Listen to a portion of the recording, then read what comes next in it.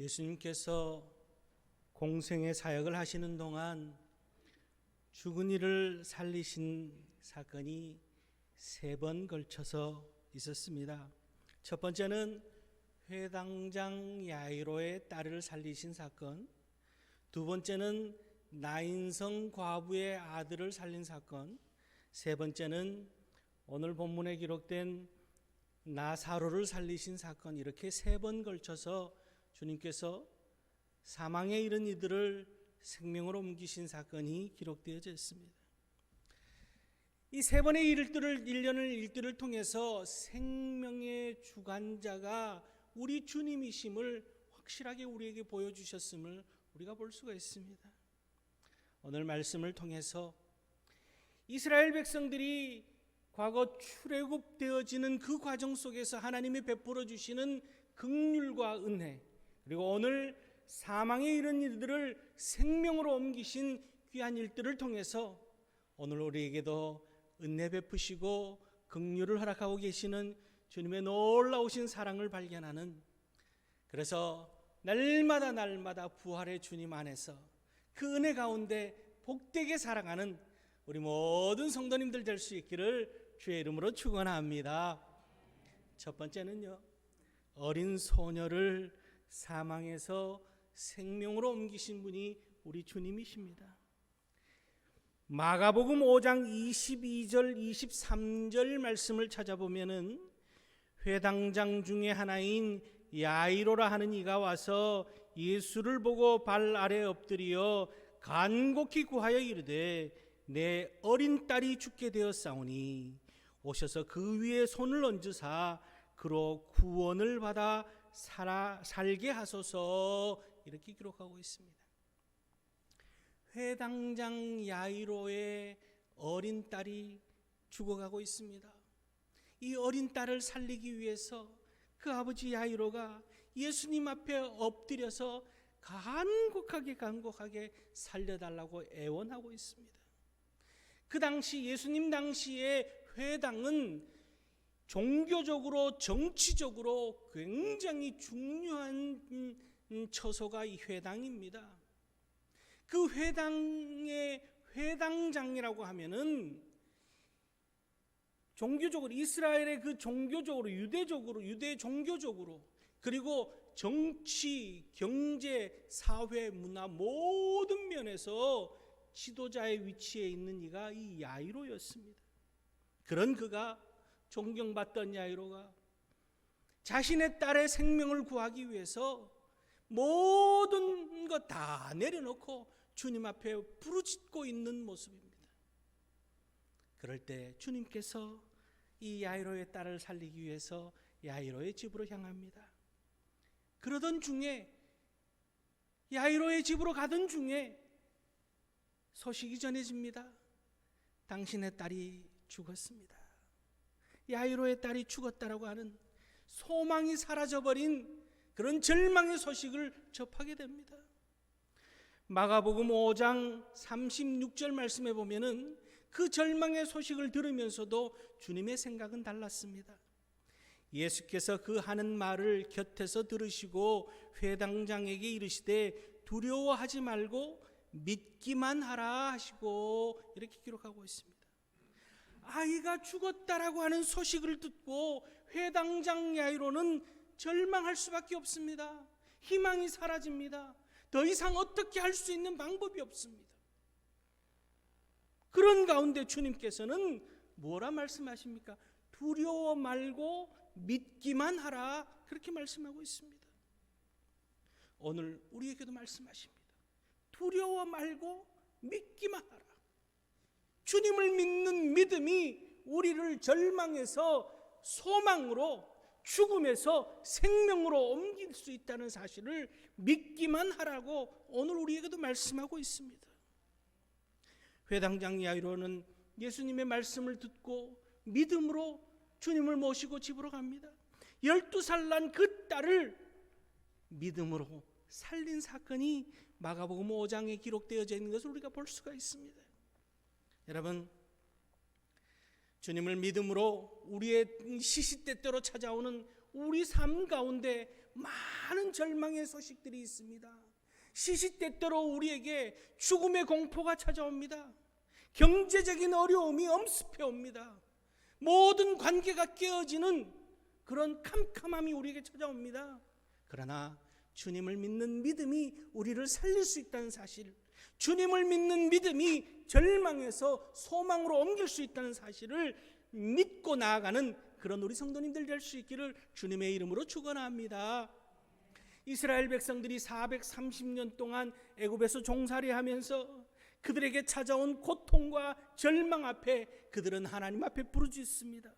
출애굽기 2장 23절 말씀에 보면은 이스라엘 자손은 고된 노동으로 말미암아 탄식하며 부르짖으니 그 고된 노동으로 말미암아 부르짖는 소리가 하나님께 상달된지라, 이렇게 기록하고 있습니다. 하나님께서 그 부르짖는 소리를 들으셨습니다. 야이로가 주님 앞에 와서 그 딸을 살려달라고 애원했던 것처럼 이스라엘 백성들의 그 부르짖는 소리를 하나님께서 들으신 거예요. 그리고는 모세를 지도자로 세워서 이스라엘 백성들을 구원해내는 계획을 하나님께서 행하십니다. 그런데 어떻습니까? 애굽 왕 바로는 하나님 앞에 대적합니다. 그러다 결국에는 어떤 일까지 벌어집니까? 장자의 죽음이라고 하는 모든 짐승의 그 첫 새끼까지 하나님께서 다 치시는 그런 사건이 벌어집니다. 그리고는 바로 왕은 두 손 들지요. 그럴 때 하나님께서 이스라엘 백성들에게 어린 양을 잡아서 그 피를 문설주에, 좌우 문설주에 다 바르라고 명령합니다. 그 하나님의 명령을 듣고 믿음으로 순종한 이들은 다 구원을 얻습니다. 여러분, 절망 가운데 믿음으로 주의 말씀 앞에 순종하는 것이 우리로 하여금 생명으로 옮겨지는, 소망이 이루어지는 축복의 자리라는 사실을 기억하고, 오늘도 마찬가지입니다. 시시때때로 우리에게는 고통과 고난과 아픔과 괴로움이 연속적으로 일어납니다. 내 의지와는 상관없이 벌어집니다. 여러분, 오늘 이 땅의 질병이 내가 원해서 생긴 겁니까? 이 땅의 여러 가지 어려움이 우리가 원해서 일어난 것이 아닙니다. 시시때때로 우리 가운데 엄습해오는 이 어려움과 이 고통을 우리가 이겨내는 비결은 주님을 믿는 믿음으로 나아가는 길밖에 없다는 사실을 기억하고, 우리를 살리고 우리를 구원하기 위해서 십자가의 고통을 참아내신 주님의 그 크신 사랑을 믿음으로 오늘도 우리 모두가 구원의 은혜, 참 소망의 기쁨을 누리시는 우리 모든 성도님들 될 수 있기를 주의 이름으로 축원합니다. 두 번째는요, 주님께서는 청년을 사망에서 생명으로 옮겼습니다. 누가복음 7장 11절 12절 말씀을 보면은 그 후에 예수께서 나인이란 성으로 가실새 제자와 많은 무리가 동행하더니 성문에 가까이 이르실 때에 사람들이 한 죽은 자를 메고 나오니 이는 한 어머니의 독자요 그 어머니는 과부라. 그의 성에 많은 사람도 그와 함께 나오거늘, 이렇게 기록하고 있습니다. 예수님께서 나인 성으로 가셨을 때에 한 무리가 성에서 나오고 있는 것을 만납니다. 그 성 밖으로 나오고 있는 행렬은 장례 행렬이었습니다. 죽은 청년, 그 청년의 장례를 진행하고 있는 그 모습을 주님께서 발견하게 되죠. 그런데 이 청년은 과부의 아들이었습니다. 여러분, 모든 죽음이 참 안타깝고 슬픔이겠지만 여러분, 이 과부를 한번 생각해 보세요. 예수님 당시에는 남성 중심의 사회였습니다. 일찍이 자신을 보호해주고 생계를 책임져 주던 남편이 세상을 떠났습니다. 그리고 사랑하는 아들 하나만 바라보고 있던 과부였습니다. 그렇게 장성한 아들이 이제 가정을 책임지고 어머니인 자기를 돌봐줄 그 아들마저 세상을 떠나버렸습니다. 경제적으로, 사회적으로 모든 면에서 이제는 희망이 다 사라진 그런 여인이 이 과부의 모습입니다. 그 처지가 얼마나 불쌍한지 오늘 말씀에 보면은 많은 이들이 이 장래 행렬을 따랐다라고 그렇게 기록하고 있습니다. 그런 이 절망과 희망이 사라진 이 과부의 그 장래 과부의 그 아들의 죽음, 청년의 죽음이 주님이 생명인 주님이신 그 행렬과 맞닥뜨려지는 거예요. 주님은 나인성으로 들어가고 계셨고 이 장래 행렬은 나인성에서 나오고 있는 가운데 맞닥뜨려진 거죠. 여러분, 이 과부가 주님 앞에 살려달라고 애원하지 않았습니다. 주님께서 그저 불쌍히 여기신 거예요. 긍휼히 여기신 거죠. 오늘도 마찬가지입니다. 주님은 시시때때로 부르짖을 힘조차 없는, 애원할 힘조차 없는 절망에 사로잡힌 우리들을 불쌍히 여기고 계신다는 거예요. 우리를 긍휼히 여기시는 분이 우리 주님이시라는 거죠. 아무 소망도 없고 그저 아무것도 없는, 그저 아들 하나만 바라보고 있던 이 과부의 그 소망이 다 사라진 절망에 사로잡힌 이 여인을 주님께서는 불쌍히 여기시고 위로하시며 그 청년의 관에 손을 얹고 그 청년을 살리십니다. 그 청년에게 생명을 허락하시고 절망에 사로잡힌 과부에게는 소망을 허락하고 있는 것을 우리가 볼 수가 있습니다. 오늘도 마찬가지입니다. 주님께서는 오늘 이 순간에도 성령 하나님을 통해서 말할 수 없는 탄식으로 우리를 위로하고 계시고 우리를 위하여 주님 앞에 하나님 앞에 중보하시며 우리를 위로하고 계신다는 사실이에요. 우리의 인생에 절망이 찾아오고 소망이 없고 아무도 우리를 위로해 줄 수 없는 그런 상황이라 할지라도 주님께서는 우리를 위로하고 계시고 우리를 긍휼히 여기고 계신다는 사실을 우리가 반드시 기억해야 되는 거죠. 출애굽한 이스라엘 백성들이 홍해 앞에 섰습니다. 앞에는 홍해요, 뒤에는 애굽 군대가 따라오고 있습니다. 앞으로 나가지도 못하고 뒤로 물러서지도 못하는 그런 절망에 사로잡혀 있습니다. 그럴 때 하나님께서 홍해를 가르시고 그들을 마른 땅을 걷는 것처럼 그들을 건너게 하시는 거죠. 내 힘과 내 노력이 아니라 주님이 베풀어 주시는 긍휼함으로 생명을 얻게 되어졌다는 겁니다. 고린도전서 10장 말씀에 보면은요, 이 이스라엘 백성들이 홍해를 건넌 것이 오늘 우리가 하나님 앞에 세례를 받는 것과 같다라고 그렇게 기록하고 있습니다. 고린도전서 10장 1절 말씀에 우리 조상들이 다 구름 아래에 있고 바다 가운데로 지나며 모세에게 속하여 다 구름과 바다에서 세례를 받고 그렇게 말하고 있습니다. 여러분, 우리가 세례를 받는 것은 어떤 의미입니까? 내 힘으로는 내 모든 죄를 해결할 수가 없고 우리는 죽을 수밖에 없는 존재임에도 불구하고 주님께서 우리를 긍휼히 여기시고 사랑하셔서 십자가의 사랑으로 우리의 모든 죄를 해결하여 주시고 우리를 죄와 사망에서 생명과 부활의 자리로 옮겨주셨음을 믿고 이제는 내 뜻과 내 의지로 사는 것이 아니라 주님을 믿는 믿음 안에서 살아가겠습니다 결단하는 것이 세례입니다. 이스라엘 백성들이 홍해를 건너면서 하나님께서 그들에게 허락하신 것이, 이스라엘 백성들 또한 홍해를 건너면서 깨달은 것이 내 힘으로 사는 것이 아니구나, 홍해를 가르시는 하나님의 능력으로 내가 살아가고 있구나, 그러면서 주님을 찬양한 것이 이스라엘 백성들이었습니다. 여러분, 오늘 우리의 삶 또한 그런 삶이 될 수 있기를 바랍니다.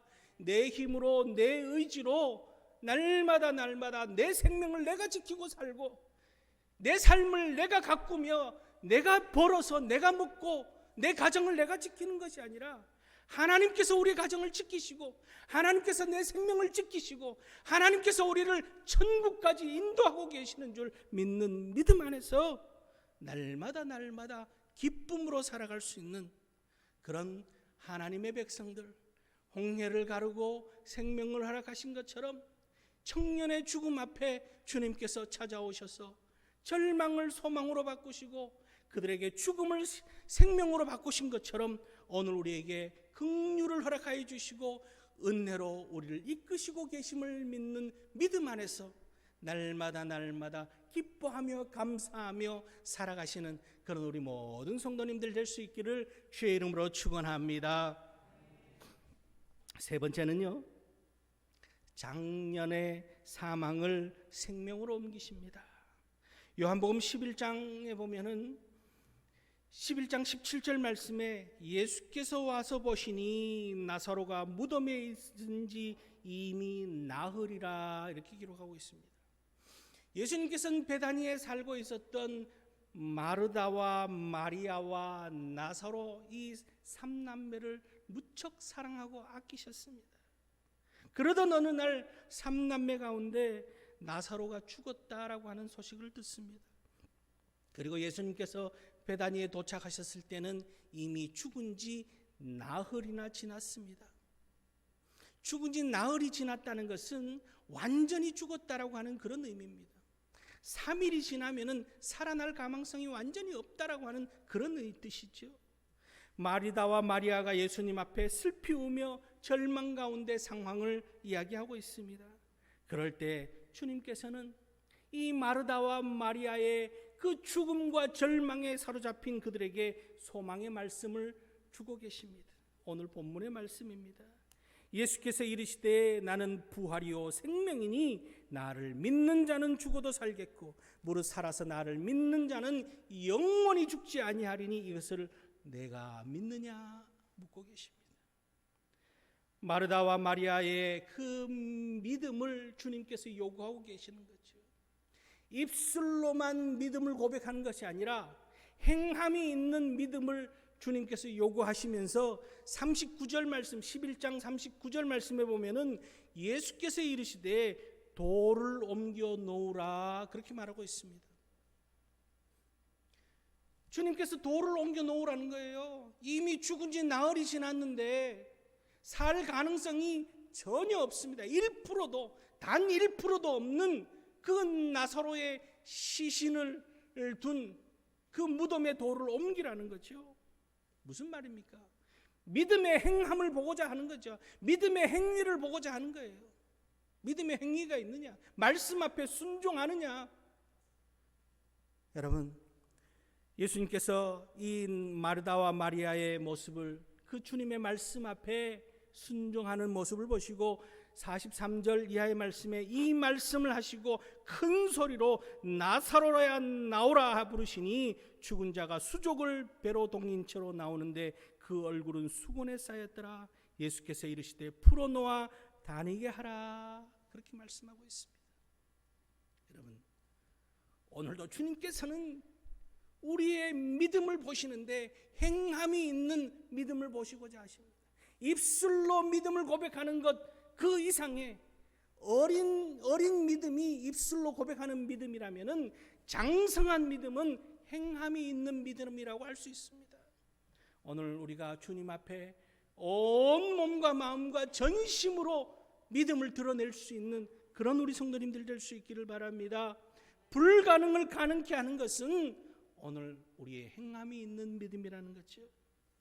이스라엘 백성들이 유월절을 지나서 홍해를 지나서 이제 가나안 땅 앞에 섰습니다. 그들 앞에 가나안 땅을 들어가기 직전에 그들 앞에 놓인 것은 요단강이라는 큰 강물이 흐르는 강이 그들 앞에 놓였습니다. 그런데 이번에 하나님께서 홍해를 가르신 것과는 다른 방법을 요구하고 계십니다. 여호수아 3장 7절 이하의 말씀에 보면은요, 요단강이 범람하여서 흘러 넘치고 있습니다. 그런데 홍해를 건널 때에는 하나님께서 홍해를 갈라주셨는데 이번에는 발을 그 강에 담그라 그렇게 명령하십니다. 하나님을 믿는 믿음으로 물에 빠져 죽을지도 모르는 그런 상황임에도 불구하고 제사장부터 앞장서서 그 발을 물에 담그는 순간 요단강이 갈라지는 역사가 일어납니다. 주님께서는 때로는 고통 가운데 절망 가운데 있는 우리들에게 우리의 믿음을 보시고자 하시는 그런 모습들이 있습니다. 오늘 우리의 믿음을 보시고자 하시는 그런 일들도 있습니다. 이 어려운 시기에 더욱더 우리의 행함이 있는 믿음을 요구하고 계시는 주님의 모습이 있다라는 거죠. 주님 앞에 전심으로 우리의 삶을 통해서 믿음을 드릴 수 있는, 그래서 세상 사람들이 기적이라고 하는 놀라운 축복을 경험하는 그런 우리 모두가 될 수 있기를 주의 이름으로 축원합니다. 장애인 일터로 유명한 에덴 복지재단이라는 사회사업단체가 있습니다. 이 에덴 복지재단의 이사장은 정덕환 장로님이신데, 이 정덕환 장로님은 고등학교 때까지 유도 선수였습니다. 우리나라 최연소 유도 국가대표까지 지냈습니다. 고등학교 3학년 때 유도 국가대표에 발탁되어서 올림픽에 나갈 준비를 하고 있다가 연습 경기에서 목뼈가 부러지는 그런 중상을 입습니다. 그리고는 전신 마비가 되어서 꼼짝없이 누워 있어야 되는 그런 상황이 되어집니다. 날마다 하나님을 원망합니다. 누워서 하나님을 원망합니다. 그러던 어느 날 아내가 고린도전서 10장 13절 말씀을 읽어 내려가는데 그 말씀이 귀에 생생하게 박히는 거예요. 사람이 감당할 시험 밖에는 너희가 당한 것이 없나니 오직 하나님은 미쁘사 너희가 감당하지 못할 시험 당함을 허락하지 아니하시고 시험 당할 즈음에 또한 피할 길을 내사 너희로 능히 감당하게 하시느니라. 이 말씀이 귓전을 때리고 마음에 와서 박히는 거예요. 하나님의 말씀이 마음속에 울리기 시작하고 믿음이 생기기 시작하니까 거부했던 물리치료를 받기 시작합니다. 재활훈련을 했습니다. 그리고는 8개월 만에 휠체어에 앉을 수 있게 되기까지 8개월 만에 회복이 됩니다. 그리고는 손을 쓸 수 있는 그런 단계까지 이르렀습니다. 그리고는 회복해서는 일을 해야 되겠다. 가정을 위해서 일을 해야 되겠다. 그런데 장애인이니까 어디에서 받아주지 않는 거예요. 결심했습니다. 나를 일으켜 세우신 하나님께서 내 앞길을 지도해 주실 것이라고 하는 믿음을 가지고 장애인 공동체 회사를 만들어야 되겠다. 그리고는 기초생활 수급자가 아니라 납세자의 삶을 살게 해 주십시오. 하나님, 수급자의 인생이 아니라 납세자의 인생을 살게 해달라고 기도하면서 1983년도 5명의 장애인과 함께 장애인 공동체 에덴 복지원을 만듭니다. 그리고는 문전박대 당하면서도 장애인이 만들었다는 소리 듣지 않으려고 열심히 일을 했습니다. 전자제품을 만들고, 그래서 열심히 일을 하면서 그 장애인 공동체를 80명까지 늘려갔습니다. 그러던 그 이후에 IMF를 겪으면서 큰 어려움을 겪습니다. 그때 또 믿음으로 일어섭니다. 하나님께서 다시금 이렇게 세워주실 줄 믿고 사업을 변경합니다. 비닐봉투를 만드는 회사로 사업을 변경하고는 지금 현재 서울 시내 25개 구청 36개 자치단체 쓰레기 종량제 봉투를 만들고 납품하면서 친환경 주방세제를 연간 4,000톤을 만들어서 전국에 보급하고 있다 그래요. 이 에덴 복지대잔이 지금은 11개 회사로 성장했습니다. 직원만 약 500명, 장애인들로만 500명, 1년 수입이 150억에 이른다는 거예요. 하나님께서 하시는 거예요. 행함이 있는 믿음 앞에 하나님께서 일으켜 주시는 놀라운 축복을 경험한 겁니다. 여러분, 새벽마다 휠체어를 타고 새벽 기도를 나와서 하나님 앞에 기도하며 이 장로님이 그렇게 고백합니다. 오늘의 축복은 그야말로 주님이 주시는 힘이요 은혜요 능력이 아닐 수 없습니다. 한때 하나님이 살아계시느냐고 원망했던 저였습니다. 참으로 부끄러운 모습으로 기억되지만 하나님은 살아계시고 지금도 우리의 생사화복을 주장하시며 역사하고 계십니다. 이렇게 고백합니다. 여러분, 오늘 우리의 믿음이 행함이 있는 장년의 믿음으로 사망과 절망에서 생명과 소망으로 이끄시는 주님을 믿는 믿음 안에서 어린아이의 신앙을 넘어서서 청년의 신앙을 넘어서서 이제 장성한 분량만큼 하나님을 믿는 믿음으로 성숙된 모습으로 오늘날의 우리의 모두의 고통과 아픔을 넘어서서 하나님께서 더욱더 성숙시켜 주실 줄 믿고 성숙된 믿음으로 하나님 앞에 더욱더 굳건하게 서는 우리 모든 성도님들, 또한 주의 제단 되어져서 주님의 영광을 드러내며 살아가는 우리 모두가 될 수 있기를 주의 이름으로 축원합니다. 기도하시겠습니다.